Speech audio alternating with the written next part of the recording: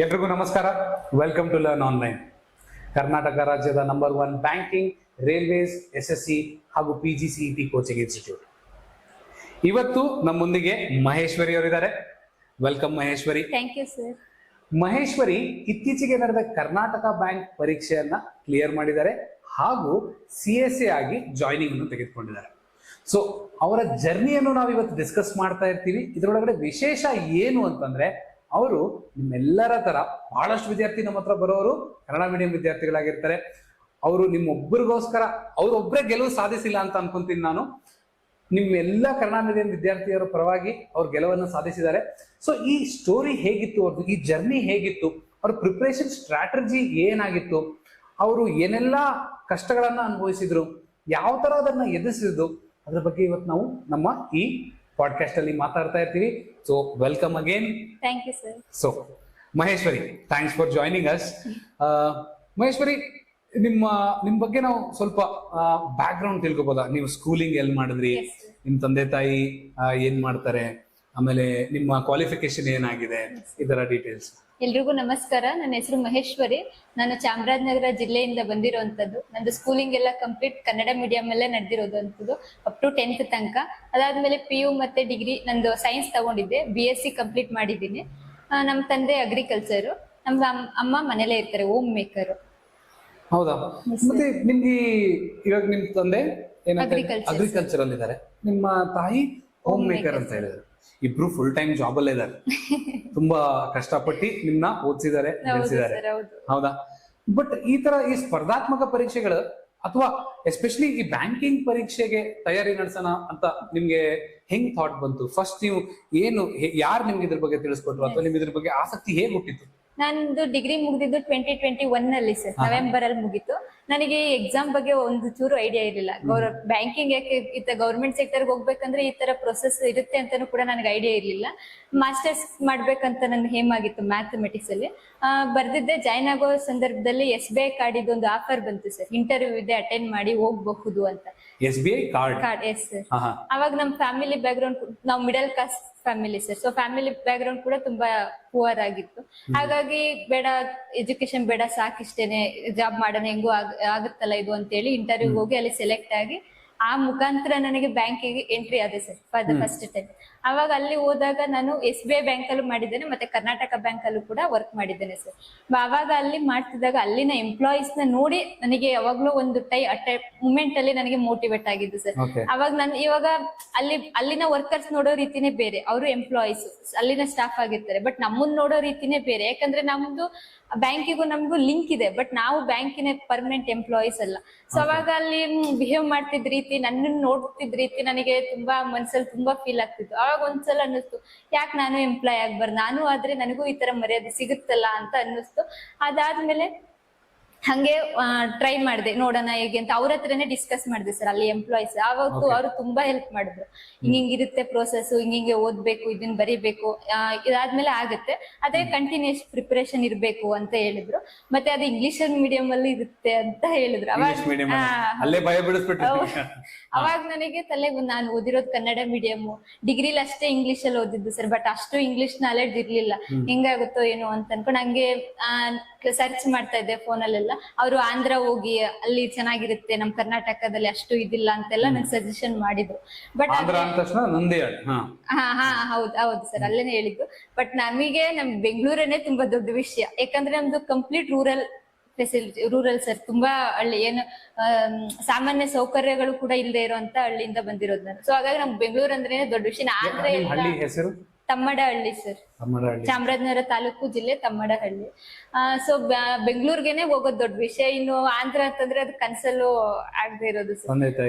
ಹೌದು ಸರ್. ಹಾಗಾಗಿ ನೋಡೋಣ, ಯೂಟ್ಯೂಬ್ ಅಲ್ಲೇ ಕಲಿಯೋಣ ಅಂತೇಳಿ ಹಂಗೆ ಸರ್ಚ್ ಮಾಡ್ತಾ ಇದ್ದೆ. ನಾನ್ ಸರ್ಚ್ ಮಾಡೋ ಟೈಮಿಗೆನೆ ನಿಮ್ದು ಯೂಟ್ಯೂಬ್ ಅಲ್ಲಿ ಕ್ಲಾಸ್ ಆಗಿದ್ದು ಸರ್. ಇದ್ರಲ್ಲಿ ನಿಜನೇ ಹೇಳ್ತಿರೋದು, ಏನು ಮಾತಾಡ್ತಾ ಇಲ್ಲ. ಜಾನ್ವರಿ ಟೈಮ್ ಅಲ್ಲಿ ನಿಮ್ದು ಯೂಟ್ಯೂಬ್ ಕ್ಲಾಸ್ ಸ್ಟಾರ್ಟ್ ಆಗಿದ್ದು. ನಿಮ್ದು ಲಾಲ್ ಇನ್ಸ್ಟಿಟ್ಯೂಟ್ 2022 ಅಲ್ಲಿ ಸರ್. ಸೊ ಅವಾಗ್ಲೇ ನಾನು ಸರ್ಚ್ ಮಾಡಿದ್ದೆ, ಓದ್ದೆ. ಬಟ್ ಆದ್ರೆ ಒಂದು ಟಾಪಿಕ್ ಕಂಪ್ಲೀಟ್ ಮಾಡಕ್ಕೇನೆ ನಾನು 1 ಮಂತ್ ತಗೋತಿದ್ದೆ ಸರ್. ಯಾಕಂದ್ರೆ ನಂದು ಡ್ಯೂಟಿ ಮುಗಿಸಿ ಬರ್ತಿದ್ದೇನೆ 7:30 ಆಗ್ತಿತ್ತು. ಮತ್ತೆಲ್ಲ ರೆಸ್ಟ್ ಮಾಡಿ ಓದೋದಕ್ಕೆ ಅಷ್ಟು ಟೈಮ್ ಸಾಕಾಗ್ತಿರ್ಲಿಲ್ಲ. ಆಮೇಲೆ ಕನಸು ಬಿಟ್ಬಿಟ್ಟೆ, ಬೇಡ ಯಾಕೋ ನನ್ ಕೈಲಿ ಆಗಲ್ಲ ಅನ್ಸುತ್ತೆ, ಡ್ಯೂಟಿನೂ ಮಾಡಿ ಈ ಕಡೆ, ಯಾಕಂದ್ರೆ ಕೆಲಸ ಬಿಡೋ ತರ ಪರಿಸ್ಥಿತಿ ಇರ್ಲಿಲ್ಲ ಸರ್. ಸೊ ಕೆಲ್ಸಾನು ಮಾಡ್ಕೊಂಡು ಓದೋದಕ್ಕೂ ಆಗಲ್ಲ ಅಂತೇಳಿ ಬಿಟ್ಟೆ. ಆದ್ರೆ ಅಲ್ಲಿ ಎಂಪ್ಲಾಯೀಸ್ ತುಂಬಾ ಸಪೋರ್ಟ್ ಮಾಡಿದ್ರು, ಇಲ್ಲ ಓದಿ ಓದಿ ಸ್ವಲ್ಪ ಟೈಮ್ ಕೊಡಿ, ನೋಡಿ ಆಗುತ್ತೆ, ಎರಡು ಮೇಂಟೈನ್ ಮಾಡಬಹುದು ಅಂತ ಹೇಳಿದ್ರು. ಆಯ್ತು ಮಾಡೋಣ ಅಂತೇಳಿ ಹಂಗೆ ಟಾಪಿಕ್ಸ್ ಎಲ್ಲ ಲಿಸ್ಟ್ ಮಾಡ್ಕೊಂಡು ಏನೇನ್ ಬರುತ್ತೆ, ಹೇಗೆ ಓದ್ಬೇಕಂತ ಒಂದ್ ಐಡಿಯಾ ಮಾಡ್ಕೊಂಡು ಓದ್ದೆ. ಆದ್ರೂ ನನಗೆ ಅದು ಮ್ಯಾನೇಜ್ ಮಾಡಕ್ ಆಗ್ಲಿಲ್ಲ ಸರ್. ಬಟ್ ನಾನ್ ನಿಮ್ಮಲ್ಲಿ ಸಬ್ಸ್ಕ್ರೈಬ್ ಆಗಿರೋದ್ರಿಂದ ನಿಮ್ ಕಡೆಯಿಂದಾನೇ ಕಾಲ್ ಬಂತು ಸರ್ ನನಗೆ, ಹಿಂಗೆ ಬ್ಯಾಚ್ ಸ್ಟಾರ್ಟ್ ಆಗ್ತಾ ಇದೆ ಬನ್ನಿ ಅಂತ. ಅದು 2023 ಅಲ್ಲಿ ಬ್ಯಾಚ್ ಸ್ಟಾರ್ಟ್ ಆಗ್ತಿದೆ ಬನ್ನಿ ಅಂತ ಹೇಳಿದ್ರು. ಮತ್ತೆ ಅವಾಗ ತಡಿ ಹೋಗೋಣ ನೋಡೋಣ ಒಂದ್ಸಲ ಅಂತೇಳಿ ಹಂಗೆ ಒಂದ್ಸಲ ಬಂದಿದ್ವಿ. ಆಗ ಬಂದಾಗ ಇಲ್ಲಿ ಎನ್ವಿರಾನ್ಮೆಂಟ್ ನೋಡಿ, ಇಲ್ಲಿ ಪಿಜಿದ್ದು ಅದೆಲ್ಲ ಯಾಕೋ ಬೇಡ ಅಂತ ಅನ್ಸಿ ಮತ್ತೆ ಬೇಡ ಅಂತಾನೆ ಮತ್ತೆ ವಾಪಸ್ ಹೋಗಿದ್ದು ಸರ್. ಇನ್ನ ಜಾಯ್ನಿಂಗ್ ಆಗಿರ್ಲಿಲ್ಲ, ಇಲ್ಲಿನ ಸ್ಟಾರ್ಟ್ ಆಗಿರ್ಲಿಲ್ಲ ಬ್ಯಾಚ್. ಅದಾದ್ಮೇಲೆ ಇಲ್ಲ ಮಾಡಬಹುದು, ನೋಡೋಣ, ಏನೋ ಒಂದ್ ಟ್ರೈ ಮಾಡೋಣ ಅಂತೇಳಿ ಫೆಬ್ರವರಿ 28, 2023 ಅಲ್ಲಿ ಸ್ಟಾರ್ಟ್ ಆಗಿದ್ದು ಫಸ್ಟ್ ಬ್ಯಾಚ್ ಸರ್ ಇಲ್ಲಿ. ಸೊ ಅವಾಗ ಇವತ್ ಕೆಲ್ಸ ಬಿಟ್ಟು ವಿತಿನ್ ನೆಕ್ಸ್ಟ್ ಡೇನೆ ಬಂದು ಜಾಯ್ನ್ ಆದ. ಇವತ್ ರಿಸೈನ್ ಮಾಡಿದೆ, ನೆಕ್ಸ್ಟ್ ಡೇನೆ ಬಂದು ಜಾಯ್ನ್ ಆಗಿದ್ದು ಸರ್ ಕ್ಲಾಸಿಗೆ. ತುಂಬಾ ಲೈಕ್ ನೀವು ಆ ಡಿಸಿಷನ್ ನೋಡಿ, ಫೈನಾನ್ಷಿಯಲ್ ಕಮಿಟ್ಮೆಂಟ್ ಅನ್ನೋದು ನಿಮಗೆ ತುಂಬಾ ಅದು ಎಲ್ರಿಗೂ ಇರುತ್ತೆ ಸರ್, ಮಿಡಲ್ ಕ್ಲಾಸ್ ಫ್ಯಾಮಿಲಿ ಅಂದ್ರೆ. ಇತ್ತು. ಆದ್ರೆ ಕೂಡ ನೀವು ಅದನ್ನ ಓವರ್ಕಮ್ ಮಾಡಿ, ಆಯ್ತು ಸರಿ ಇದು ನನ್ನ ನಿರ್ಧಾರ, ನಾನು ಇದ್ರ ರೆಸ್ಪಾನ್ಸಿಬಿಲಿಟಿನ ತಗೊಂತೀನಿ ಅಂತ ಬಂದ್ಬಿಟ್ಟು ಕೋಚಿಂಗ್ ಜಾಯಿನ್ ಆದ್ರೆ. ಆಮೇಲೆ ಸರ್ ನನ್ ಕೆಲಸ ಮಾಡುವಾಗ ಅದು 1 ಮಂತ್ ಅದು ಟಾರ್ಗೆಟ್ ಎಲ್ಲ ಹಂಗೆ ಹಿಂಗೆ ಅಂತೇಳಿ 1 ಮಂತ್ ಪರ್ಪಸ್ಗೆ ನಾನು ಸೇರ್ಕೊಂಡೆ. ಬೇಡಪ್ಪ ನನ್ ಕೈಲಿ ಆಗಲ್ಲ ಇದು, ಹಂಗೆ ಹಿಂಗೆ ಬಿಟ್ಕೊಡೋಣ ಅಂತೇಳಿ. ಆಮೇಲೆ ಮಾಡ್ತಾ ಮಾಡ್ತಾ ಇಲ್ಲ ಆಗುತ್ತೆ, ಮಾಡಬಹುದು ಅಂತ ಆ ಕೆಲ್ಸದ ಮೇಲೆ ನಂಗೆ ಕಾನ್ಫಿಡೆಂಟ್ ಬಂತು. ಅವಾಗ ಬೇರೆ ಕೆಲಸ ಮಾಡೋದಕ್ಕೂ ಒಂದು ಹೋಪ್ ಬಂತು.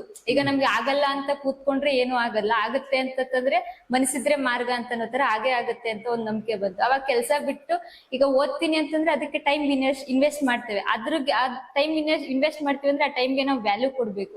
ಸೊ ಅವಾಗ ಅದ್ ಮನಸ್ಸು ಕೊಟ್ಟು ಓದಿದ್ರೆ ಆಗುತ್ತೆ ಅಂತ ಒಂದು ಮನ್ಸಲ್ಲಿ ಏನೋ ಒಂದು ಛಲ ಬಂತು ಸರ್. ಹಾಗಾಗಿ ಅದು ಎಂತ ತುಂಬಾ ಕಷ್ಟದ ಪರಿಸ್ಥಿತಿನೇ ಇತ್ತು, ಆದ್ರೂ ಇಲ್ಲ ಇದ್ರಲ್ಲೇ ಕೂತ್ಕೊಂಡ್ರೆ ಲೈಫ್ ಸಾಗೋದಿಲ್ಲ ಅಂತೇಳಿ ಆ ಕೆಲಸ ಬಿಟ್ಟು ಇಲ್ಲಿಗೆ ಬಂದಿದ್ದು ಸರ್.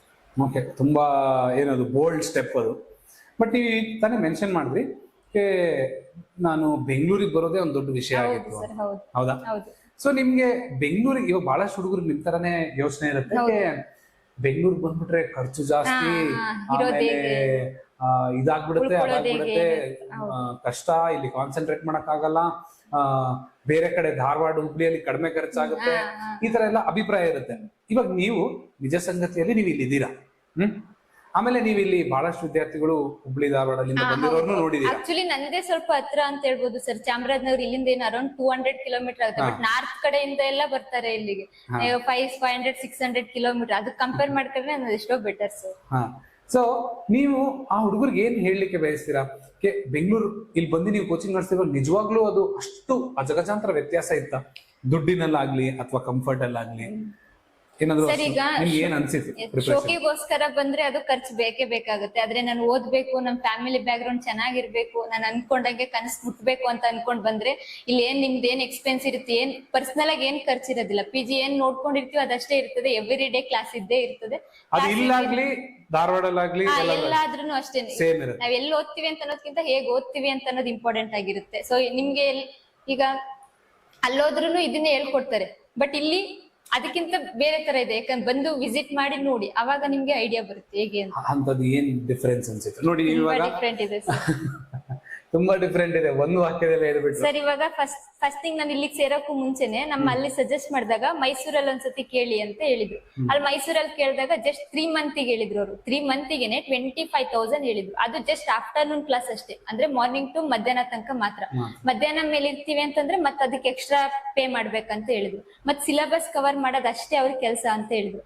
ಬಟ್ ಇಲ್ಲಿ ಅದ ಮಾತೇ ಇಲ್ಲ. ಇಲ್ಲಿ ನಿಮ್ಗೆ ಅಪ್ ಟು ಬೆಳಗ್ಗೆ ಸಂಜೆ ಇನ್ಕ್ಲೂಡಿಂಗ್ ಸಂಡೇ, ಗೌರ್ಮೆಂಟ್ ಹಾಲಿಡೇಸ್ ಆತರ ಏನ್ ಇರೋದಿಲ್ಲ. 365 ಡೇಸ್ ಕೂಡ ಕ್ಲಾಸಸ್ ಇರುತ್ತೆ, ಲೈಫ್ ಟೈಮ್ ವ್ಯಾಲಿಡಿಟಿ ಇರ್ತದೆ. ಮತ್ ಅದ್ರದಲ್ಲಿ ಓದ್ಕೊಂತ ಹೋಗ್ಬಹುದು. ಓಕೆ, ಸೊ ನೀವು ಇವಾಗ ಆಗ್ಲೇ ನಮ್ ಫೇಸ್ 1 ಫೇಸ್ 2 ಇದೆಲ್ಲ ಅನುಭವಿಸಿದೀರಾ. ನಾವು ಫೇಸ್ 1 ಅಂದ್ರೆ ಯಾರಿಗ್ ಗೊತ್ತಿಲ್ಲ, ಯಾರು ನಮ್ಮ ಮುಂದಿಗೆ ಸರ್ ಇಲ್ಲಿ ಜಾಯಿನ್ ಆದ್ಮೇಲೆ ನಾವು ಬಿಡ್ತೀವಿ ಅಂದ್ರೂ ನೀವು ಬಿಡಲ್ಲ sir.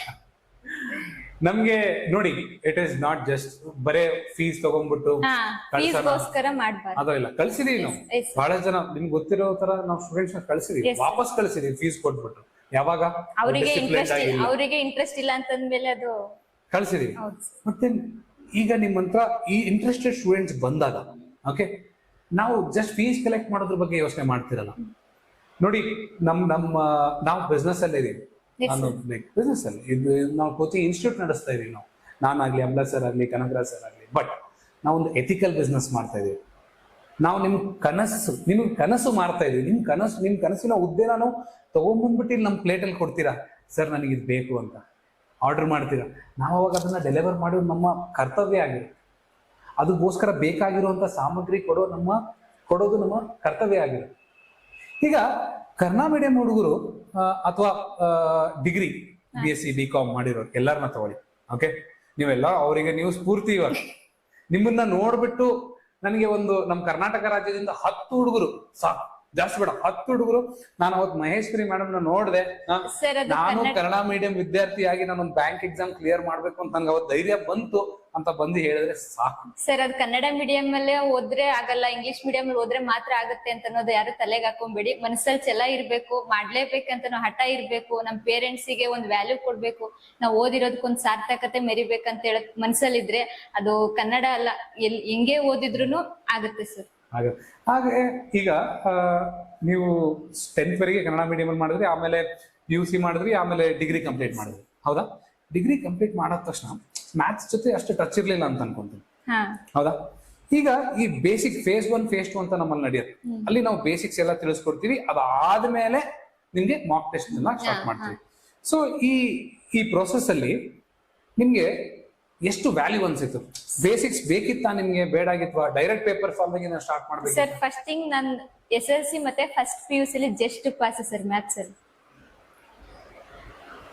Just pass? Yes sir, just pass first PUC ಅಲ್ಲಿ. ಸೆಕೆಂಡ್ PUC ಅಲ್ಲಿ ಅದು ಯಾಕಂದ್ರೆ ಇಂಗ್ಲಿಷ್ ಅಲ್ಲಿ ಮೀಡಿಯಂ ಅಲ್ಲಿ ಇರ್ತದೆ ಫಸ್ಟ್ PU ಅಲ್ಲಿ, ನನಗೆ ಅದು ಕಂಪ್ಲೀಟ್ ಹೋಲ್ ಸಬ್ಜೆಕ್ಟ್ ಕೂಡ ಜಸ್ಟ್ ಪಾಸ್ ಆಗಿದ್ದೇನೆ. ಸೆಕೆಂಡ್ PUC ಅಲ್ಲಿ ಒಂದ್ ಐಡಿಯಾ ಬಂತು, ಟ್ಯೂಷನ್ ಹೋಗಿದ್ದೆ, ಆ ಪರ್ಪಸ್ಗೆ ಹೆಂಗೋ ಮಾರ್ಕ್ಸ್ ಬಂತು ಸರ್. ಡಿಗ್ರಿಯಲ್ಲಿ ಅದೇ ಟಾಪಿಕ್ ರಿಪೀಟ್ ಆಗ್ತಾ ಹೋಗ್ತದೆ, ಅದ್ರದ್ದು ಹೈಯರ್ ಇದಾಗಿರುತ್ತದೆ. ಸೊ ಓಕೆ, ಹೌದು ಸರ್, ಹಂಗ್ ಬಂದಿದೆ. ಟೋಟಲ್ ಮಾರ್ಕ್ಸ್ ಕೂಡ ನಂದು ಫಸ್ಟ್ ಕ್ಲಾಸ್ ಡಿಗ್ರಿಯಲ್ಲಿ. ಬಟ್ ಮ್ಯಾಥ್ಸ್ ಅಲ್ಲಿ ಇಂಟ್ರೆಸ್ಟ್ ಇತ್ತು, ಬಟ್ ಇಂಗ್ಲಿಷ್ ಮೀಡಿಯಂದು ಸ್ವಲ್ಪ ಈಗ ಕ್ವಶನ್ ಅರ್ಥ ಮಾಡ್ಕೊಳ್ಳೋದು ಅದೆಲ್ಲ ಸ್ವಲ್ಪ ಅಷ್ಟು ಐಡಿಯಾ ಇರ್ಲಿಲ್ಲ ಸರ್. ಈಗ ಇಲ್ಲಿ ಬಂದಾಗ ರೀಸನಿಂಗು ಹಿಂಗೆ ನೀರ್ ಕುಡಿಯೋಷ್ಟು ಈಸಿ ತರ ಕಲ್ತಿದ್ವಿ ಸರ್, ಕಲಿದೆ ಬರೋದಿಲ್ಲ, ಹಂಗ್ ಕಲ್ತಿದ್ದಾಗ ಅಂದ್ರೆ ಈಸಿ ಆಯ್ತು. ಬಟ್ ಮ್ಯಾಥ್ಸ್ ಅಲ್ಲಿ ನನಗೆ ಸಿಂಪ್ಲಿಫಿಕೇಶನ್ ಅದೆಲ್ಲ ಓಕೆ ಸರ್, ಅರ್ಥಮೆಟಿಕ್ ಬಂತ ಟಾಪಿಕ್ ಮುಗಿಸಿದ ಮೇಲೆ ನನಗೆ ಐಡಿಯಾನು ಬರ್ಲಿಲ್ಲ ಸರ್, ಇದು ಹೆಂಗ್ ಬರೀಬೇಕು. ಇಲ್ಲಿ ಸರ್ ಹೇಳೋರು ಅಭಿಲಾಷರು, ಅರ್ಥಮೆಟಿಕ್ ಕಲ್ತ್ರೆ ಮಾತ್ರ ಕ್ಲಿಯರ್ ಆಗೋದು. ನಮಗೆ ಅದ್ರ ಒಂದ್ ಟಾಪಿಕ್ ಕೂಡ ಮಾಡಕ್ ಬರ್ತಿರ್ಲಿಲ್ಲ ಕ್ವಶನ್ ಆನ್ಸರ್. ಮತ್ತೆ ನಮ್ದೇ ವೇಲಿ ಸಾಲ್ವ್ ಮಾಡಿ, ಸಿಂಪ್ಲಿ ಆಗಿ ಸಾಲ್ವ್ ಮಾಡಕ್ ಟ್ರೈ ಮಾಡಿ, ಶಾರ್ಟ್ ಕಟ್ ಹುಡುಕಿ ಅಂತೆಲ್ಲ ಹೇಳ್ತಾ ಇದ್ರಿ. ಬಟ್ ಅದು ಟಾಪಿಕ್ ಎಷ್ಟೇ ಕ್ಲಿಯರ್ ಆಗಿ ನೀವು ಮಾಡಿದ್ರು ಅದು ನಮಗೆ ಅಷ್ಟು ಅರ್ಥ ಆಗ್ತಾ ಇರ್ಲಿಲ್ಲ ಸರ್. ಹೆಂಗ್ ಕಲಿಬೇಕು, ಹೆಂಗ್ ಎಷ್ಟೇ ಮಾಡಿದ್ರು ಐಡಿಯಾ ಬರ್ತಾರೆ. ಬಟ್ ಅದಕ್ಕೊಂದೇ ಆನ್ಸರ್ ಪ್ರಾಕ್ಟೀಸ್. ಎಷ್ಟು ಪ್ರಾಕ್ಟೀಸ್ ಮಾಡ್ತೀವೋ ಅಷ್ಟು ಕಲಿತೇವೆ ಸರ್. ಈಗ ಟೆಸ್ಟ್ ಅಲ್ಲಿ ಮಾರ್ಕ್ಸ್ ಬರುತ್ತೋ ಬಿಡುತ್ತೋ ಸೆಕೆಂಡ್ರಿ ಸರ್. ಇವನ್ ಇನ್ನ ನೆನಪೈತೆ, ನಂದು ಫಸ್ಟ್ ಪ್ರಿಲಿಮ್ಸ್ ಅಲ್ಲಿ ಟೆಸ್ಟ್ ಮಾರ್ಕ್ಸ್ ಬಂದು 18 ಸರ್. 80ಗೆ 18 ಬಂದಿತ್ತು, 80ಗೆ 18 ಬಂದಿತ್ತು. ಹೌದು ಸರ್. ಮೇನ್ಸ್ ಅಲ್ಲಿ ಫಸ್ಟ್ ಮೇನ್ಸ್ ಅಲ್ಲಿ 25 ಬಂದಿತ್ತು 200ಗೆ. ಅದು ಮಾರ್ಕ್ಸ್ ನೋಡ್ಬಿಟ್ಟು ನನಗಂತೂ ಇನ್ನೇನು ಭಾರಿ ಬೇಜಾರಾಗ್ಬಿಡ್ತು. ಹಿಂಗ್ 80ಗೆ 18 ಬರ್ತೈತೆ, ಇಷ್ಟಕ್ಕೆ ಇಲ್ಲಿ ಮೇನ್ಸ್ ಅಲ್ಲಿ ಹಿಂಗ್ ಬರ್ತೈತೆ, ಹೆಂಗಾಗುತ್ತೆ, ಇಷ್ಟು ಟೈಮ್ ಎಲ್ಲ ಕೊಟ್ಟು ಓದ್ತಾ ಇದ್ದೇವೆ, ಹಂಗ್ ಕನಸು ಕಟ್ಕೊಂಡಿದ್ದೀನಿ ಏನಾಗುತ್ತೆ. ಮತ್ ವಾಪಸ್ ಊರಿಗೆ ಹೋಗೋಕ್ಕೂ ಮುಖ ಇರೋದಿಲ್ಲ ಸರ್.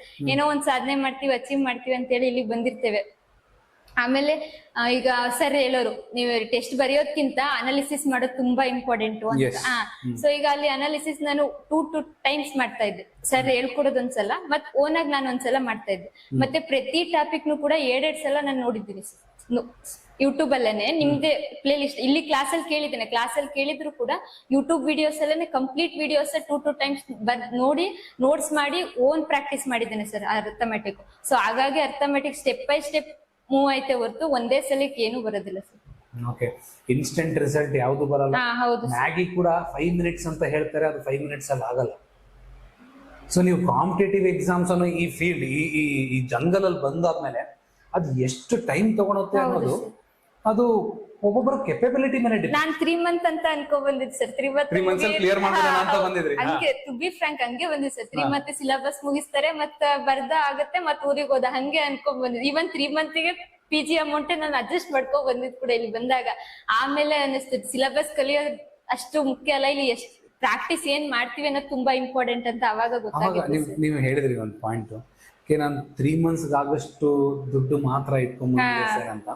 ಆ ದುಡ್ಡು ಮುಗಿತಾ ಇದ್ದಂಗೆ, ತುಂಬಾ ಭಯ ಆಗ್ತಿತ್ತು ಸರ್. ಆ ದುಡ್ಡು ಮುಗಿತಾ ಇದ್ದಂಗೆ, ಹಾಗೆ ನಿಮ್ಮ ತಂದೆ ತಾಯಿಗೆ ಅದು ಆ ದುಡ್ಡು ಮತ್ತೆ ಕೇಳ್ಬೇಕು ಅಂದಂಗೆ ನಿಮ್ ಅವಾಗ ಆ ಮೂಮೆಂಟ್ ಅಲ್ಲಿ ಏನ್ ಅನಿಸ್ತಿತ್ತು? ಹೇಗೆ ನೀವು ಆ ಚಾಲೆಂಜ್ ನ ಹೆಂಗ್ ಓವರ್ಕಮ್ ಮಾಡಿದ್ರಿ? ಸರ್ ನಾನೇನ್ ಕೆಲಸ ಮಾಡ್ತಿದ್ನಲ್ಲ ಅದು 1 year ಕೆಲಸ ಮಾಡಿದೆ. ಸೊ ಅದ್ರಲ್ಲೇ ಸ್ವಲ್ಪ ಸ್ವಲ್ಪ ಸೇವಿಂಗ್ಸ್ ಮಾಡಿ ಇಲ್ಲಿ ಬಂದು ಇದ್ದಿದ್ದು ಸರ್.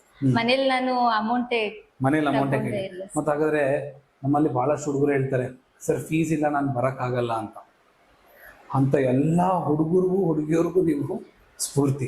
ರೀಸನ್ಸ್ ಕೊಡೋದ್ ಬಿಡ್ಬೇಕು ಸರ್. ಈಗ ಹಂಗಾದ್ರೆ ಹಿಂಗಾಗುತ್ತೇನೋ, ಅಯ್ಯೋ ಹಂಗ್ ಪ್ರಾಬ್ಲಮ್ ಐತೆ, ಅದೆಲ್ಲ ಮುಂದಕ್ಕೆ ಬಂದ್ರೇನೆ ಒಂದು ಪೊಸಿಷನ್ ಬರೋದಕ್ಕೆ ಸಾಧ್ಯ ಸರ್. ರೀಸನ್ಸ್ ಹುಡುಕ್ಬಾರ್ದು ಸರ್.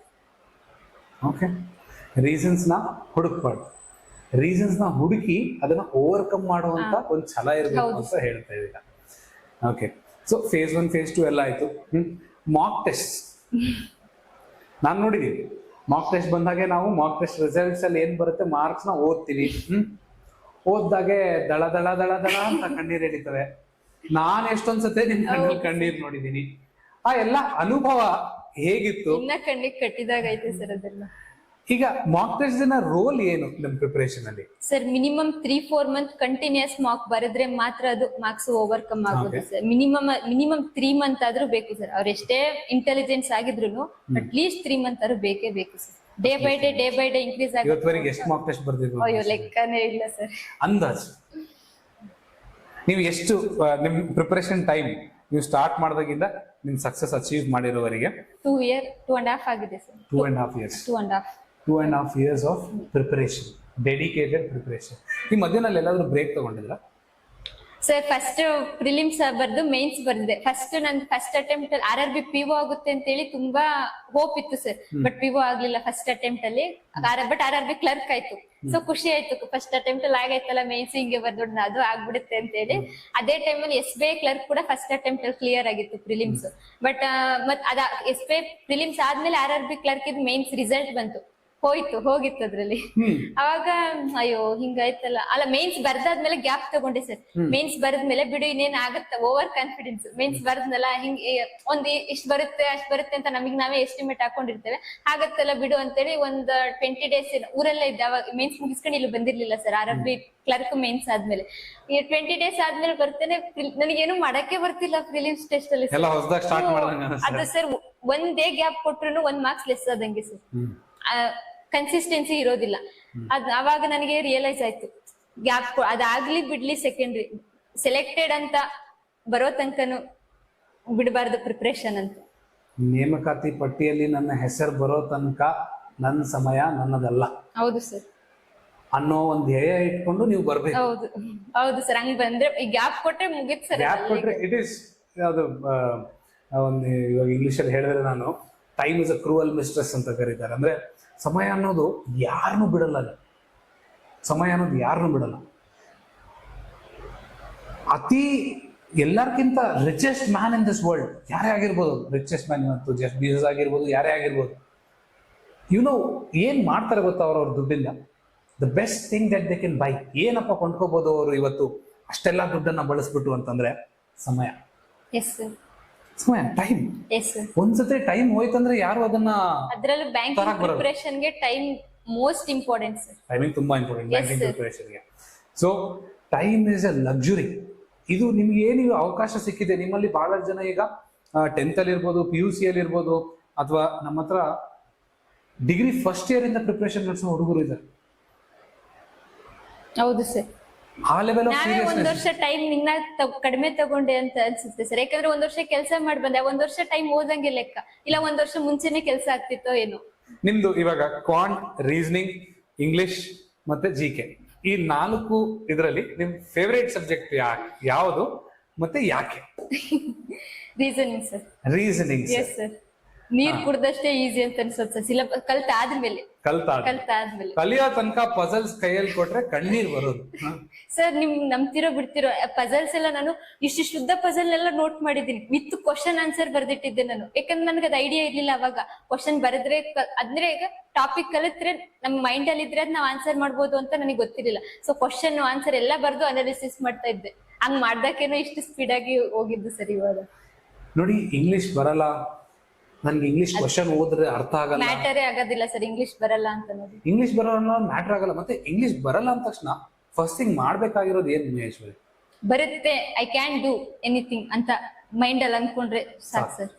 ಸೊ ಫಸ್ಟ್ ಥಿಂಗ್ ಏನ್ ಮಾಡ್ಬೇಕಂದ್ರೆ ನಿಮ್ಮನ್ನ ನೀವು ನಂಬಬೇಕು ಫಸ್ಟ್. ಇದು ನನ್ನ ಕೈಲಿ ಆಗತ್ತೆ. ಇವಾಗ ನಾನು ಡಿಗ್ರಿ ಕಂಪ್ಲೀಟ್ ಮಾಡಿದೀನಿ, ನಾನು ಗಾಡಿ ಓಡ್ಸಕ್ ಬರುತ್ತೆ, ನನ್ಗೆ ನಡಿಯಕ್ ಬರುತ್ತೆ, ಇಷ್ಟೆಲ್ಲಾ ಕಲ್ತಿದ್ದೀನಿ, ನನಗೆ ಇಷ್ಟೊಂದು ಇಮೋಷನ್ಸ್ ಎಕ್ಸ್ಪ್ರೆಸ್ ಮಾಡಕ್ ಬರುತ್ತೆ, ಕನ್ನಡ ಅಂತ ಭಾಷೆನೇ ಮಾತಾಡಕ್ ಬರುತ್ತೆ. ಇಂಗ್ಲಿಷ್ ನ ಕಲಿಲಾರೇನ ನಾನು? ಕಲಿಬಹುದು. ಅದೊಂದು ಮೈಂಡ್ ಸೆಟ್ ಇರ್ಬೇಕು. ಆಮೇಲೆ ಏನ್ ಯೂಸ್ ಮಾಡ್ತಿರಲ್ಲ ಅದೇ ಬೆಳೆಯುತ್ತೆ. ಒಂದ್ ಬಾಡಿಯಲ್ಲಿ ಮಸಲೆ ಆಗಿರ್ಲಿ, ಒಂದ್ ತಲೆಯಲ್ಲಿ ಮೆದುಳೆ ಆಗಿರ್ಲಿ, ಅದೇ ಏನ್ ಗೊತ್ತಾ, ಅದನ್ನ ಯೂಸ್ ಮಾಡಿದ್ರೆ ಮಾತ್ರ ಅದು ಬೆಳೆಯುತ್ತೆ, ಅದು ಕಲಿಯಕ್ಕೆ ಒಂದು ಅವಕಾಶ ಇರುತ್ತೆ. ನೀವು ಎಷ್ಟೇ ಇಂಗ್ಲಿಷ್ ಬುಕ್ ಇಟ್ಕೊಂಡು ಕುತ್ಕೊಂಡ್ರು ಆಗಲ್ಲ. ಬಳಸ್ಬೇಕು, ಅದನ್ನ ಯೂಸ್ ಮಾಡ್ಬೇಕು, ಎಕ್ಸಾಮ್ ಅಲ್ಲಿ ಅಪ್ಲೈ ಮಾಡ್ಬೇಕು, ಅನಾಲಿಸಿಸ್ ತಗೋಬೇಕು, ರೀಸನಿಂಗ್ ಕ್ವೆಶನ್ ನ ಓದಿ 10 ಸರಿ ಓದಿ ತಿಳ್ಕೊಳೋ ಪೇಷನ್ಸ್ ಇರ್ಬೇಕು.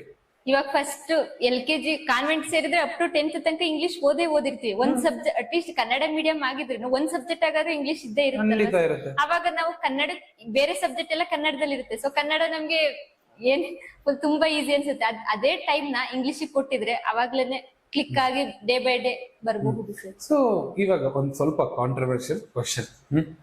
ಸೊ ಈ ತರ ಇವಾಗೆಲ್ಲ ಸ್ಪರ್ಧಾತ್ಮಕ ಪರೀಕ್ಷೆಗಳು ನಮ್ಮ RRB ಪರೀಕ್ಷೆ ಬಿಟ್ಟು ಬಾಕಿ ಎಲ್ಲ ಏನಿದೆ ಯಾವ ಭಾಷೆಯಲ್ಲಿದೆ? ಇವಾಗ ನಮ್ಗೆ ಇಂಗ್ಲಿಷ್ ಅಲ್ಲಿ ಸಿಗ್ತಾ ಇದೆ ಪೇಪರ್ಸ್, ಅಥವಾ ಹಿಂದಿಯಲ್ಲಿ ಸಿಗುತ್ತೆ.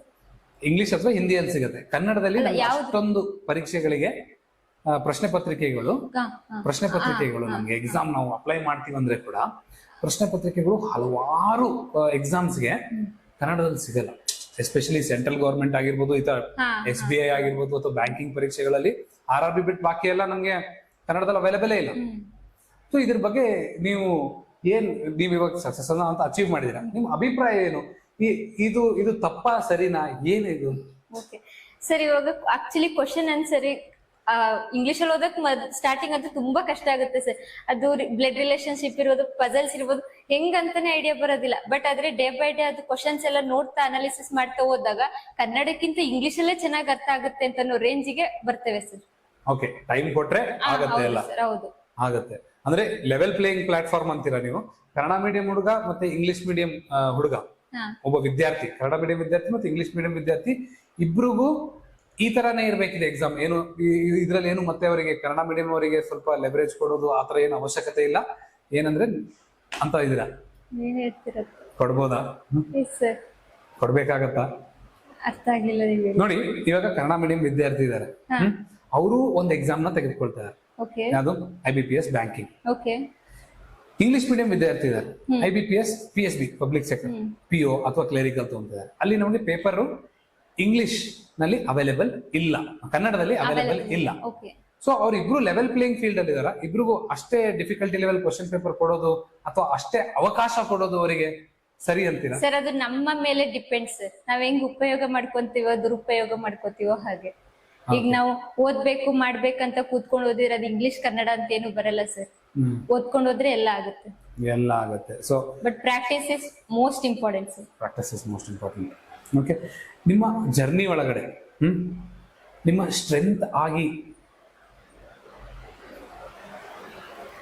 ನಿಮ್ಮ ಇಡೀ ಜರ್ನಿ ಒಳಗಡೆ ನಿಮ್ಮ ಸ್ಟ್ರೆಂತ್ ಆಗಿ ನಿಂತಿರೋ ವ್ಯಕ್ತಿಗಳು ಯಾರು ಮತ್ತೆ ಹೇಗೆ ಅವ್ರು ನಿಮಗೆ ಹೆಲ್ಪ್ ಮಾಡೋದು? ಓಕೆ, ಫಸ್ಟ್ ಥಿಂಗ್ ನನ್ನ ಪೇರೆಂಟ್ಸ್ ಸರ್. ಅವರ ಕಷ್ಟನ ನೋಡಿ ಈಗ ಒಬ್ರಿಗೆ ಈಗ ನಾವು ಕೆಲಸ ಮಾಡೋರ್ನ ನೋಡಿ ನಾವು ಆ ಕೆಲಸ ತಗೊಂಡ್ರೆ ಹೆಂಗಿರುತ್ತೆ, ನಮಗೂ ಆ ಮರ್ಯಾದೆ ಸಿಗುತ್ತೆ ಅಂತ ಆ ತರದಲ್ಲಿ ಯೋಚನೆ ಮಾಡಿ ಬರೋರು ಇರ್ತಾರೆ. ಆದ್ರೆ ನಮ್ಮ ಪೇರೆಂಟ್ಸ್ ಕಷ್ಟನ ನೋಡಿ ಮತ್ತೆ ಸೊಸೈಟಿ ನಮ್ಮನ್ನ ನೋಡೋ ರೀತಿ ನೋಡಿ ನಾವು ಒಂದು ಸ್ಥಾನಕ್ಕೆ ಹೋದ್ರೆ ನಮ್ಮ ತಂದೆ ತಾಯಿಗೆ ಹಿಂಗ್ ಬೆಲೆ ಸಿಗುತ್ತೆ, ಅವ್ರ ಮಕ್ಳು ಅಂತ ಅನ್ಸ್ಕೊಂಡಾಗ ನಮಗೆ ಎಷ್ಟು ಮರ್ಯಾದೆ ಸಿಗುತ್ತೆ ಅಂತ ತಲೆಗೆ ಬಂದ್ರೆ ಅದು ಏನೇ ಆಗ್ಲಿ ಮಾಡ್ಲೇಬೇಕಂತ ಛಲ ಬರುತ್ತೆ ಸರ್. ಮತ್ತೆ ಫಸ್ಟ್ ಥಿಂಗ್ ಇಲ್ಲಿ ಬರೋದಿಕ್ಕೆ ಮತ್ತೆ ನನ್ನ ಸಪೋರ್ಟಿಗೆ ಇರ್ಬೋದು. ಈಗ ನನ್ನ ಪೇರೆಂಟ್ಸು ಏನು ಅಷ್ಟೊಂದು ಇದ್ ಮಾಡೋದಿಲ್ಲ ಸರ್. ಅಂದ್ರೆ ಈಗ ಓಕೆ ಬಟ್ ಪುಷ್ ಮಾಡ್ತಾರೆ, ಓದ್ಬೇಕಾ ಓದು, ಎಲ್ಲಿ ಹೋಗ್ತೇವೆ ಹೋಗು ಅಂದ್ರೆ ತುಂಬಾ ಕಾನ್ಫಿಡೆನ್ಸ್ ಆಗಿ ನನ್ ಮೇಲೆ ಕಳಿಸ್ಕೊಡ್ತಾರೆ.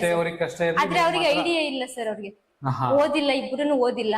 ಸೊ ಹಾಗಾಗಿ ಅವ್ರಿಗೆ ಎಕ್ಸಾಮ್ ಅಂದ್ರೇನು, ಓದೋದಂದ್ರೇನು, ಏನ್ ಓದ್ಬೇಕು, ಅದ್ಯಾವ್ದು ಕಂಪ್ಲೀಟ್ ಅವ್ರಿಗೆ ನಾಲೆಡ್ಜ್ ಇಲ್ಲ. ಸೊ ಈಗ ನಾನು ಏನೋ ಒಂದ್ ಮಾಡ್ಬೇಕು, ಹಿಂಗ್ ಮಾಡ್ತಾ ಇದೀನಿ ಅಂತ ಅವ್ರಿಗೆ ನನ್ ಮೇಲೆ ನಂಬಿಕೆ ಇರುತ್ತೆ ಸರ್. ಆ ನಂಬಿಕೆನ ಉಳಿಸ್ಕೊಬೇಕು ನಾವು ಫಸ್ಟಿಗೆ. ಏನೋ ಮಾಡ್ತಾ ಇದೀನಿ, ಇಲ್ಲಿ ಹೋಗ್ಬೇಕಪ್ಪ, ಇಲ್ಲಿ ಮಾಡ್ಬೇಕು, ಹಿಂಗ್ ಅನ್ಕೊಂಡಿದ್ದೀನಿ, ಹೌದಾ ಸರಿ ಆಯ್ತು, ಹುಷಾರಾಗಿರು, ಹುಷಾರಾಗಿ ಮಾಡು, ಆಯ್ತು ನಿನ್ ನೋಡು, ಇದು ಹೆಂಗಾಗತ್ತಂಗ್ ಮಾಡು ಅಂತ ಹೇಳ್ತಾರೆ ಸರ್.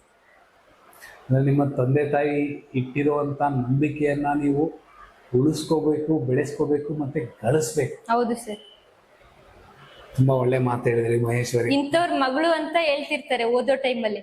ಆ ಕೆಲಸ ತಗೊಂಡಾಗ ಇವ್ರ ಅಪ್ಪ ಅವರು, ಅಪ್ಪ ಅಮ್ಮ ಅವರು ಅಂತ ಹೇಳ್ತಾರೆ ಸರ್. ಅದು ಕೊಡೋ ಪ್ರೌಡ್ ಫೀಲೇ ಬೇರೆ ಸರ್. ಆ ಪ್ರೌಡ್ ಫೀಲಿಂಗ್ ತರೋ ಹಾಗೆ ನೀವು ಅಷ್ಟೇ ಕಷ್ಟಪಟ್ಟಿದ್ದೀರಾ, ಕೆಲಸ ಮಾಡಿದೀರಾ, ಇವತ್ತು ನೀವು ಇಲ್ಲಿದ್ದೀರಾ. ಮತ್ತೆ ಇನ್ನೊಂದು ಸರ್, ನಾನ್ ಮದ್ವೆ ಆಗ್ತಾ ಇದ್ದೀನಿ ಸರ್. ಅವರು ಕೂಡ ಇದಕ್ಕೆ back bone, one of the back ಬೋನ್ ಅಂತಾನೆ ಹೇಳ್ತೇನೆ ಸರ್. ಸರ್ ಮಂಜು ಅಂತ ಸರ್. ಈಗ ಇಲ್ಲಿ ಕಳ್ಸೋದಿಕ್ ಇರ್ಬೋದು, ಇಲ್ಲಿ ನಂಬಿಕೆ, ಯಾಕಂದ್ರೆ ನಂಬಿಕೆ ಇಟ್ಟು ಅಷ್ಟು ಸುಲಭವಾಗಿ ಹೆಣ್ಮಕ್ಳನ್ನ ಯಾರು ಕಳ್ಸೋದಿಲ್ಲ ಸರ್. ಈಗ ಅದು ಹಳ್ಳಿ ಕಡೆ ಅಂತೂ ಕೇಳೋ ಹಂಗೆ ಇಲ್ಲ ಸರ್. ಸಿಟಿ ಕಡೆ ಓಪನ್ ಅಪ್ ಆಗಿರ್ತಾರೆ ಹೆಣ್ಮಕ್ಳು, ಅಂದ್ರೆ ಓಡಾಡೋದು ಮಾಡೋದಿಲ್ಲ. ಬಟ್ ನಮ್ ಕಡೆ ಎಲ್ಲ ತುಂಬಾ ಸ್ಟ್ರಿಕ್ಟ್ ಇರುತ್ತೆ ಸರ್. ಅಕ್ಕಪಕ್ಕದ ಊರಿಗೆ ಹೋಗ್ಬೇಕಂತಂದ್ರೂ ಒಬ್ಬರನ್ನೇ ಹೋಗೋದು ಬಿಡೋದು ಹಂಗೆಲ್ಲ ಮಾಡೋದಿಲ್ಲ. ಬಟ್ ಅವರು ಮದ್ವೆ ಆಲ್ರೆಡಿ ಫಿಕ್ಸ್ ಆಗಿತ್ತು ಸರ್ ಅವಾಗ್ಲೇನೆ. ಬಟ್ ನಾನು ಮಾಡ್ತೇನೆ, ಇಲ್ಲ ಹಿಂಗೆ ಇದ್ರೆ ಲೈಫ್ ಆಗೋದಿಲ್ಲ, ಓದಿರೋದಕ್ಕೊಂದು ಬೆಲೆ ಬೇಕು, ಓದಕ್ ತಕ್ಕಂಗ ಒಂದ್ ಕೆಲಸ ತಗೊಳ್ಳೇಬೇಕು ಅಂತ ಹಠ ತೊಟ್ಟೆ ಸರ್. ಆಗ ಅವರು ನಮ್ಮ ಅಪ್ಪ ಅಮ್ಮನ ಅವರೇ ಕನ್ವಿನ್ಸ್ ಮಾಡಿದ್ದ ಆಕ್ಚುಲಿ ಸರ್.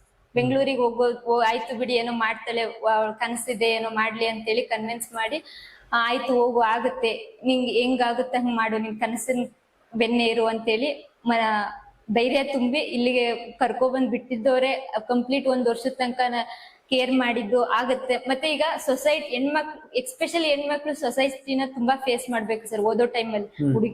ಹುಡುಗರು ಇರಬಹುದು, ಈಗ ಓದುವಾಗ ಅವಳೇನ್ ಓದ್ತಾಳೋ, ಅವಳೇನ್ ಮಾಡ್ತಾಳೋ, ಡಿಗ್ರಿ ಆವಾಗ್ಲೇ ಮುಗ್ದೈತೆ. ಆಮೇಲೆ ಅಕ್ಕಪಕ್ಕದವ್ರು ತುಂಬಾ ಕಂಪೇರ್ ಮಾಡ್ತಾರೆ ಸರ್. ಅವ್ರು ಸಣ್ಣ ಪುಟ್ಟ ಕೆಲ್ಸಕ್ಕೆ ಹೋಗಿರ್ತಿರ್ತಾರೆ, ಫೈನಾನ್ಸಿಗೆ ಹೋಗಿರ್ತಾರೆ, ಅಥವಾ ಯಾವ್ದೋ ಒಂದು ಸಣ್ಣ ಪುಟ್ಟ ಶಾಪಿಗೆ ಹೋಗಿರ್ತಾರೆ.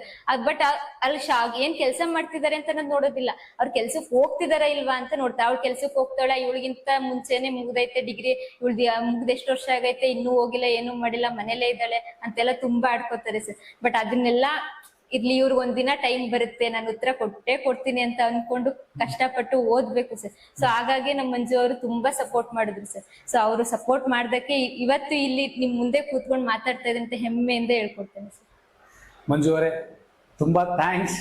ನಿಮ್ಮ ಮಹೇಶ್ವರಿಯನ್ನು ನಮ್ಮ ಹತ್ರ ಕಳಿಸ್ಕೊಟ್ಟು ಅವರಿಗೆ ಅವರ ಕನಸಿನ ಹುದ್ದೆಯನ್ನು ಪಡೆದುಕೊಳಕ್ಕೆ ಅವಕಾಶ ಮಾಡಿಕೊಟ್ಟಿದ್ದಕ್ಕೆ, ನಿಮ್ಮಂತ ಏನಂತಾರೆ ಹಸ್ಬೆಂಡ್ ಎಲ್ಲರಿಗೂ ಸಿಗ್ಲಿ ಅಂತ ಆಶಿಸ್ತೇನೆ.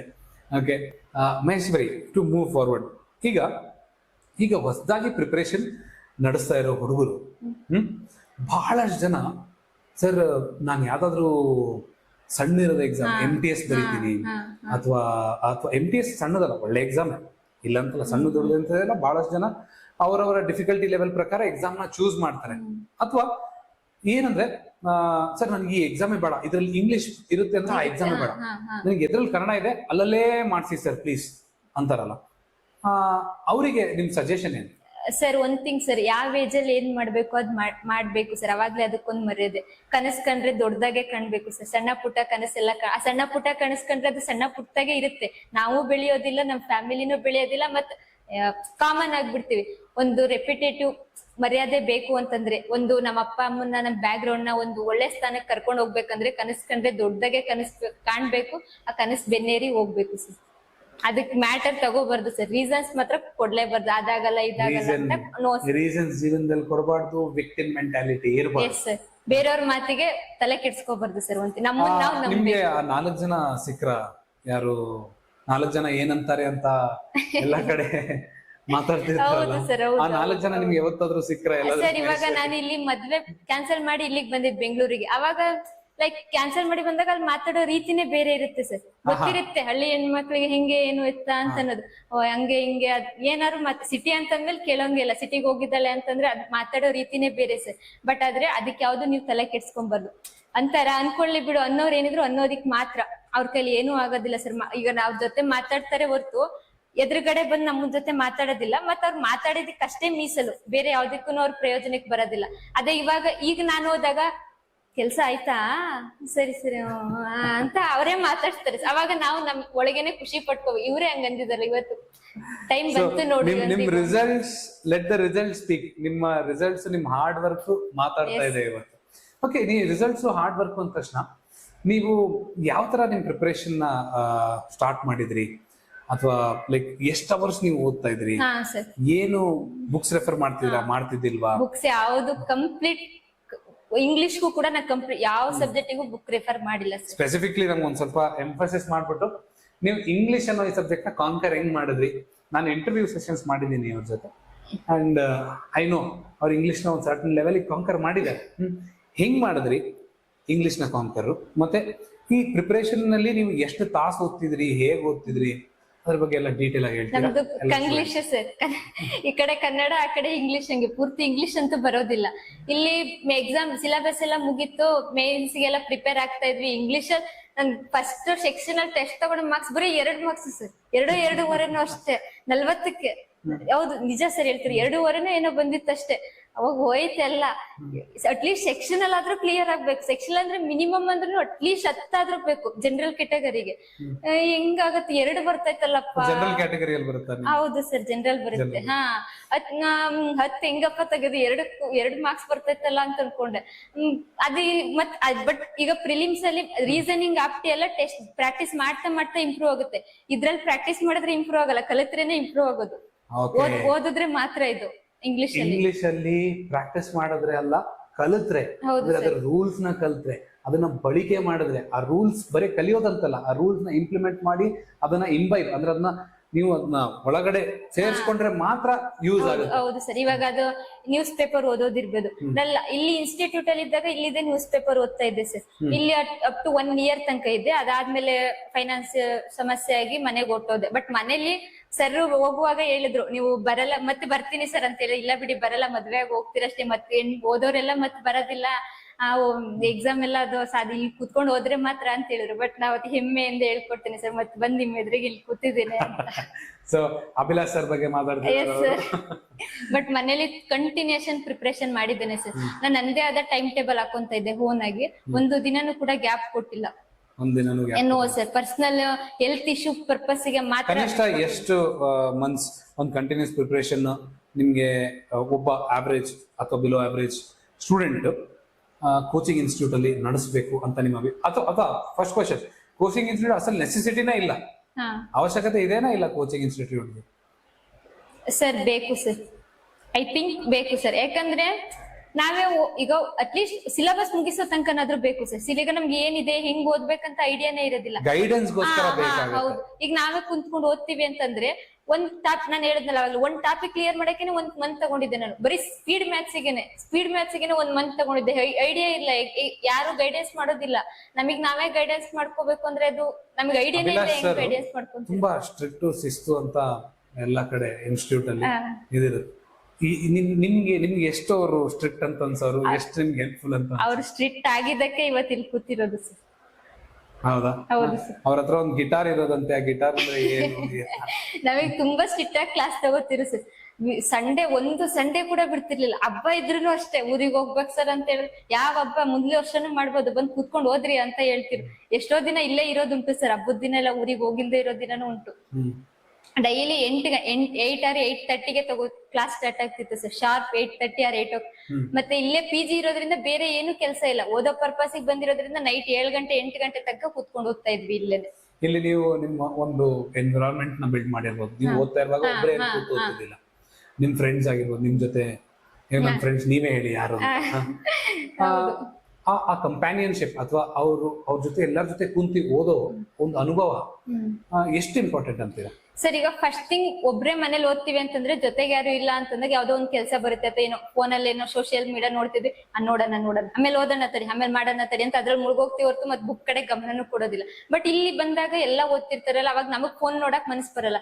ಎಲ್ಲಾ ಸ್ಟ್ರಿಕ್ಟ್ ಆಗಿ ಓದ್ತಿರ್ತಾರೆ, ನಾನು ಫೀಸ್ ಕೊಟ್ಟಿರ್ತೀನಿ, ಹಿಂಗ್ ಕನ್ಸ್ ಕಟ್ಕೊಂಡ್ ಬಂದಿದ್ದೀನಿ ಓದೋಣ ಅಂತೇಳಿ ಕಷ್ಟಪಟ್ಟು ಕೂತ್ಕೊಂಡು ಓದ್ತೇವೆ ಸರ್.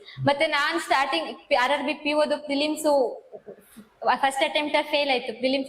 ಅವಾಗ ತುಂಬಾ ಬೇಜಾರಾಗುತ್ತೆ ಸರ್. ಅವಾಗ ನನ್ನ ಫ್ರೆಂಡ್ಸ್ ಎಲ್ಲ ತುಂಬಾ ಸಪೋರ್ಟ್ ಮಾಡಿದ್ರು. ಇಂದು ಅನಿತಾ ಇರ್ಬೋದು, ಎಕ್ಸ್ಪೆಷಲಿ ನಿರ್ಮಲಾ ಸರ್, ಅವಳು ಕೂಡ ಅಭಿ ಮತ್ತೆ ತುಂಬಾ ಸಪೋರ್ಟ್ ಮಾಡಿದ್ರು. ಆಗತ್ತೆ ಇಲ್ಲ ಇವಾಗ್ಲಿಲ್ಲ ಅಂದ್ರೆ ಇನ್ನೊಂದ್ಸಲ ಆಗುತ್ತೆ, ಅದಕ್ಕೆ ಯಾಕೆ ಇಷ್ಟು ಚಿಂತೆ ಮಾಡ್ತೀಯ ಅಂತ ಹೇಳಿ ತುಂಬಾ ಗೈಡೆನ್ಸ್ ಮಾಡಿ. ಮತ್ತೆ ಈಗ ನಿರ್ಮಲಾ ಮತ್ತೆ ಅಭಿ ಇಂಗ್ಲಿಷ್ ಮೀಡಿಯಂ ಇಂದ ಬಂದಿರೋದು ಸರ್.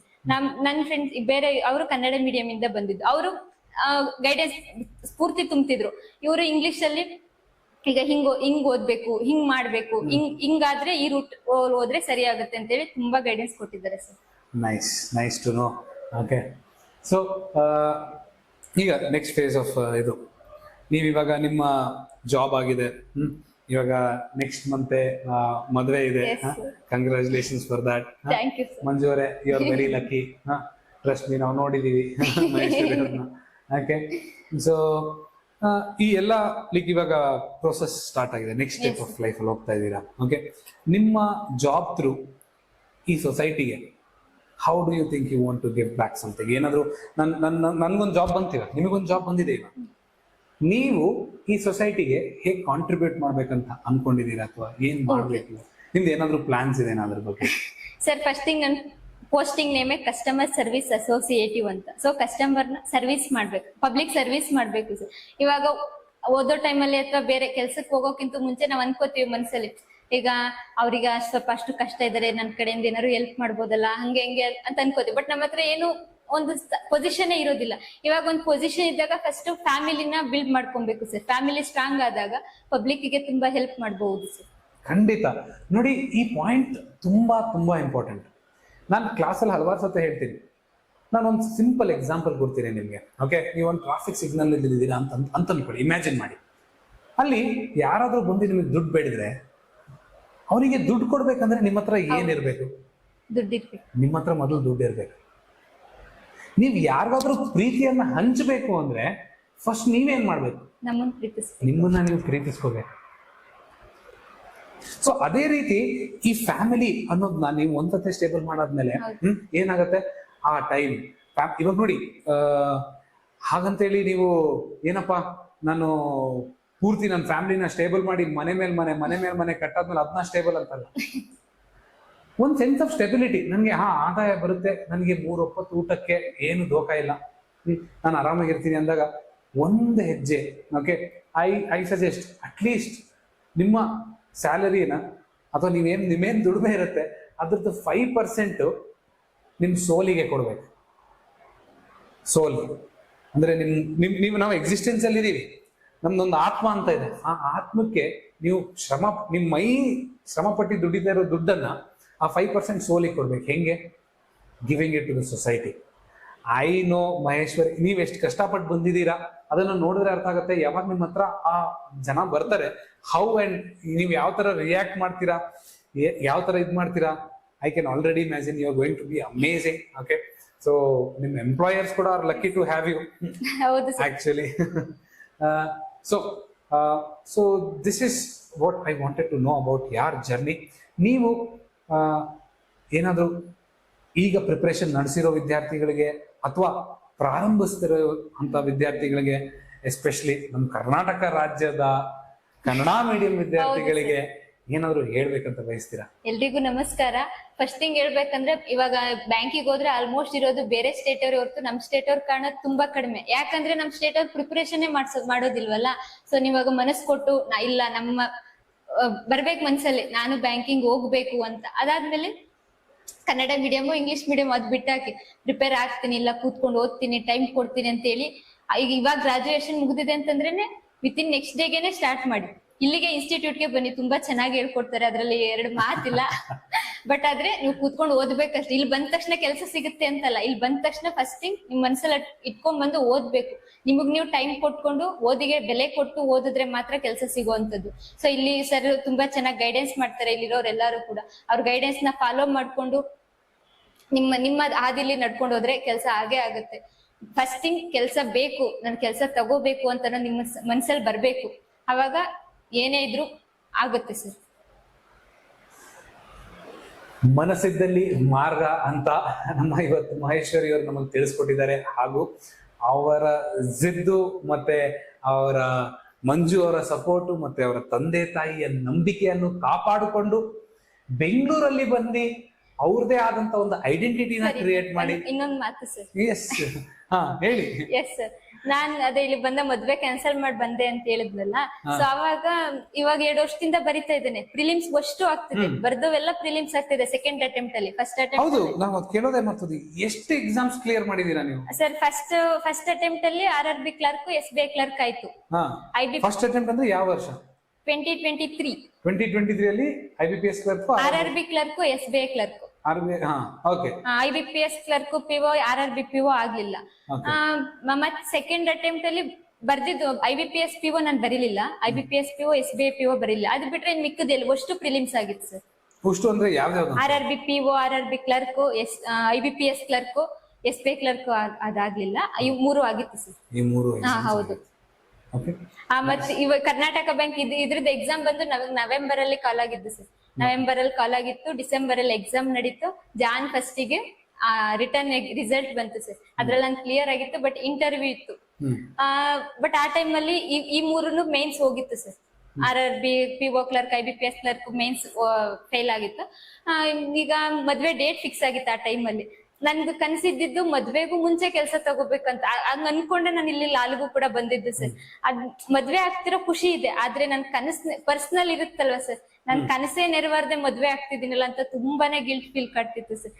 ಬಟ್ ಇದು ರಿಸಲ್ಟ್ ಬಂದ ದಿನ ಅಂತೂ ನನ್ ಮದ್ವೆ ಆಗ್ತಿರೋ ಖುಷಿಗಿಂತ ರಿಸಲ್ಟ್ ಕ್ಲಿಯರ್ ಆಗಿರೋದಂತೂ ತುಂಬಾ ಖುಷಿ ಸರ್. ನಮ್ಮ ಅಪ್ಪ ಅಮ್ಮಂಗ ಯೋಚಿಸಿ ಮಾತಾಡಿ ಇಲ್ಲ ಸರ್, ಅವರಿಗೂ ಕೂಡ ಪ್ರೌಡ್ ಮೂಮೆಂಟ್ ಇದೆ. ಯಾಕಂದ್ರೆ ನಮ್ಮಿಬ್ರು ನಂದು ಮತ್ತೆ ಹೌದು ಸರ್, ಇಬ್ರದ್ದು ಕನಸು ಕೂಡ ಮದ್ವೆಗೂ ಮುಂಚೆನೆ ಕೆಲಸ ಆಗ್ಬೇಕಿತ್ತು ಅಂತ ಅನ್ನೋದು ನಮ್ಮ ಖುಷಿ ಹೇಮಾಗಿತ್ತು ಸರ್. ಬಟ್ ಅದಾಗದೆ ಆಗ್ತಿದ್ದೀನಲ್ಲ ಅಂತ ನನಗಂತೂ ಪರ್ಸನಲಿ ತುಂಬಾ ಗಿಲ್ಟ್ ಫೀಲ್ ಕಾಡ್ತಿತ್ತು ಸರ್. ಬಟ್ ಇವಾಗ ಕೆಲಸ ತಗೊಂಡು ಅಪಾಯಿಂಟ್ಮೆಂಟ್ ಲೆಟರ್ ಕೂಡ ತಗೊಂಡಿದ್ದೀನಿ ಸರ್. ಇವಾಗ ಎಸ್ ಸರ್, ಲೆಟರ್ ತಗೊಂಡು ಆಮೇಲೆ ಟ್ರೈನಿಂಗ್ ಕೂಡ ಕ್ಲಿಯರ್ ಆಗಿದೆ. ಇದಾದ್ಮೇಲೆ ಮದುವೆ ಆಗ್ತಾ ಇದ್ದೀನಿ ಸರ್. ಅದಂತೂ ಏನ್ ಮಾತೇ ಆಡಂಗಿಲ್ಲ ಸರ್, ಅಷ್ಟು ಖುಷಿಯಾಗಿದ್ದೀನಿ sir. Nice to know. Okay, ನೋಡಿ ಮ್ಯಾನಿಫೆಸ್ಟೇಷನ್ ಅನ್ನೋದು ಎಷ್ಟು ಇಂಪಾರ್ಟೆಂಟ್. ಮ್ಯಾನಿಫೆಸ್ಟೇಷನ್ ಅಂದ್ರೆ ನಾನು ಇದನ್ನ ಮಾಡೇ ಮಾಡ್ತೀನಿ, ದಿನನಿತ್ಯ ನಿಮಗೆ ನೀವು ಹೇಳೋದು ನಾನು ಇದನ್ನ ಮಾಡ್ತೀನಿ, ನಾನು ಇದನ್ನ ಸಾಧಿಸ್ತೀನಿ, ನನ್ನ ಕೈಲಿ ಆಗುತ್ತೆ ಅನ್ನೋದು ತುಂಬಾ ಇಂಪಾರ್ಟೆಂಟ್. ಸೊ ಈ ನೋಟೊಂದಿಗೆ ನಮ್ಮ ಇವತ್ತಿನ ಮಹೇಶ್ವರಿ ಅವರ ಜೊತೆ ಇರೋ ಈ ಸಂಭಾಷಣೆಯನ್ನು ಇಲ್ಲಿಗೆ ಎಂಡ್ ಮಾಡ್ತಾ ಇದ್ದೀವಿ. ನೀವು ಹೆಚ್ಚಿನ ಮಾಹಿತಿಗಾಗಿ ಕೆಳಗೆ ಕೊಟ್ಟಿರೋ ನಂಬರ್ಗೆ ಸಂಪರ್ಕಿಸಬಹುದು. Thank you.